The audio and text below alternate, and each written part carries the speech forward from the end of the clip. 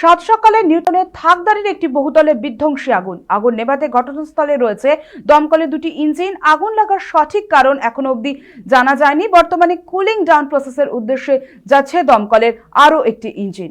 এই মুহূর্তে আমাদের সাথে ফোন লাইনে রয়েছেন আমাদের প্রতিনিধি সৌভিক সান্যাল। সৌভিক, কি কারণে আগুনটি লাগলো বা কিভাবে লাগলো কিছু কি জানতে পারছো? কোনো হতাহতের খবর আছে কি? দেখো, তোমার জানি রাখি, নিউটনের থার্ড একটি বহুতলে আবাসনের উপরে আগুন, দমকলের দুটি ইঞ্জিন ঘটনাস্থলে যায়। কি করে আগুন লাগলো তা এখনো স্পষ্ট নয়। তবে প্রাথমিক অনুমান করা হচ্ছে যে শর্ট সার্কিট থেকে আগুন, মানে বহুতলের উপর থেকে ধোঁয়া বেরোতে দেখা যায়।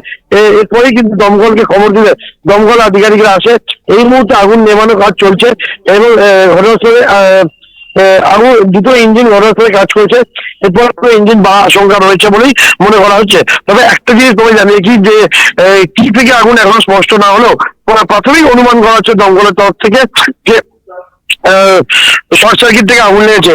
এইসব বিষয় কিন্তু খতিয়ে দেখবে দমকল আধিকারিকরা।